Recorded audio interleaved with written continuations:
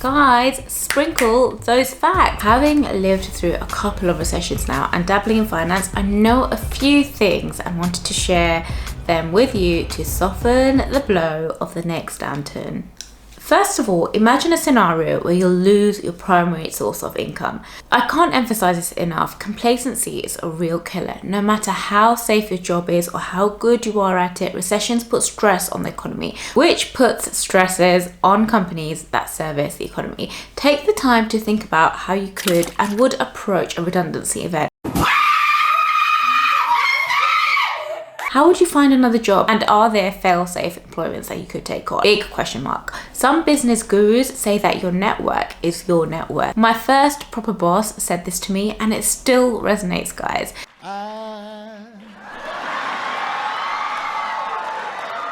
So in love with you. So ensure your CV is up to date and you're connected with former colleagues, industry friends, and that will make it easier to reach out when needing help. Now, my husband is a professional salesperson and swears by this actually book, Never Eat Alone, which would be a good read to making sure networking is part of our professional routines. Second point, forget keeping up with the Joneses. The fact is, no one really cares, honestly. We are so self-absorbed in our own lives that considerations for other people's lives are but fleeting moments. And I know that sounds selfish, but at the moment, this is the reality that we live in. I was literally petrified about starting a YouTube channel, but I did it. And not many people I know have commented since the initial died away. In the same way, having a flashy car, maintaining an image and all that jazz is kind of fickle. It's really time to think about those people in our lives that make us feel like that and remove that toxicity. We need real friends that love us.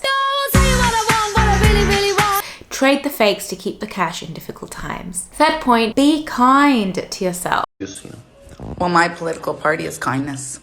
Recessions are not our fault. Lockdowns are not our fault. Sure, there's always something you could have done better, but now is not the time to dwell on it. Hindsight is rubbish. You can't go back and edit history in these circumstances. The decisions have been made and we are where we are. Give yourself a break and focus on what you can control. Some of the best business ideas come from times of economic turmoil.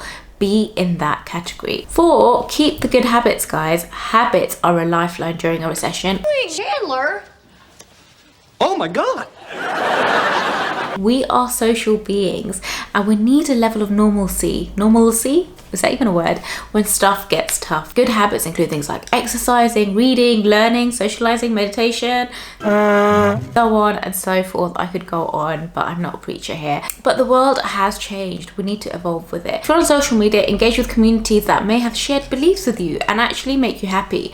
I'm subscribed to various Insta baby meme accounts because they give me a good laugh when I'm on the loo having a break from life. Trust me, it will keep us sane through rough times. And actually, if you can add a few habits that will be great during lockdown or recession. You could even practice baby making, but purge all of those negative vibes around you. The next point I want to make is quite a serious one. Reduce dependency on your primary source of income. As personal finance vloggers, we talk a lot about building income streams. If you have a passion, start a project around it. Any business, even vlogging, takes a ton of time to build. Devoting those small chunks of time to it now will provide some safety in the event of a job loss, or provide the time you need to devote even more time to your pet project. Build optionality into your income streams so you can call on those options when the fluff hits the fan. You negotiated a Brexit deal, then you resigned over that Brexit deal, then you voted for that Brexit deal. Next point, another serious one. Review your expenses. Boring, I know. We waste so much money without realizing. Now's the time to really plug those holes and tidy up spending habits. Cooking home meals, ditching takeaways, guilty. Guys, I really don't enjoy cooking as much as I enjoy eating. And that pisses me off. Like, it's a good job my husband loves cooking. And we've been trying out these Gusto boxes more recently, and I have to say they've improved from about a year ago. It's a great way to cook fresh and eat. The box comes with all the ingredients that you need and a recipe card, and it's almost like meditation for me because I don't have to think about what I'm doing and I'm just cooking and following a recipe, and it's kind of relaxing. Why are you laughing?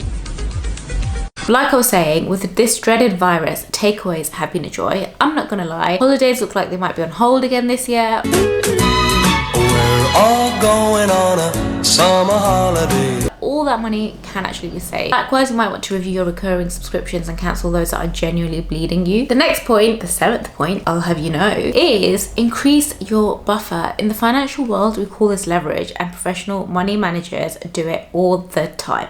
When they sense the world is going to go kaput, they take the risk off, and that's the technical term ahead of the event, by the way. As we say on this channel, treat your personal finance like a business. If you have debts, prioritize them by paying them off. If you have very little equity in your mortgage, consider downsizing and taking a load off. Try and build a buffer in areas of our life, and those that reap the most rewards are related to home, travel, and food, guys. Just so you know. Okay, and what do you want me to do about that? The next point, the 8th point I want to make, is don't sell your investments. Recessions cause panic selling, as ill preparation means we need the cash immediately. Selling your investments when everyone is rushing for the door means we crystallize our losses. Reread that, re-say that, crystallize our losses. Sure, the sea of red looks nauseating, but your shares only lose money when you sell them. Your house loses money when you sell it. Personal balance sheet will take a knock for some time, but markets always recover, and often very fast. If you feel like selling, hold on. And in fact, if you have managed your finances well, think of it as a buying opportunity. Everything is on sale. Now got it locked down, get ready to help others. So here are a few videos which go into financial minimalism and consistent wealth building over time in a little bit more detail. It will go really well with this video, so I'll see you over there.